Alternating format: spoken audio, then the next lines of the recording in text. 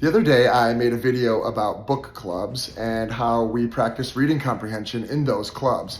But we also look at things like authors, crafts, and styles to not only help our reading, but to also help our writing become more effective. Well, this is a book that I often use in book clubs, particularly for like older students, probably fifth, sixth, seventh. It is a little bit of an intense book, but it's a great example of a hook and of repetition that hammers home a point. This is Hatchet by Gary Paulsen. And the reason I say this is a hook is the action happens right away. What happens in the story is Brian, the main character, is traveling from his mom's house to northern Canada to his dad's house. And while he's flying with just one pilot and no other passengers in the plane, the pilot has a heart attack. Very intense right off the bat, but your kids are gonna love it.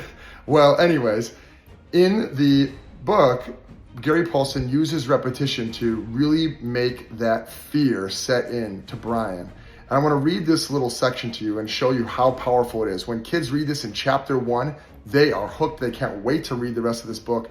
I wanna check this out. Here we go. The pilot had been talking just a moment ago, complaining of the pain. He had been talking. But then the jolts came. The jolts that took the pilot back had come, and now Brian sat there, and there was a strange feeling of silence in the thrumming roar of the engine, a strange feeling of silence and being alone. Brian was stopped. He was stopped. Inside he was stopped. He could not think past where he was, what he felt. All was stopped. The very core of him, the very center of Brian Robeson was stopped and stricken with a white flash of horror, a terror so intense that his breathing, his thinking, and nearly his heart had stopped. Stopped.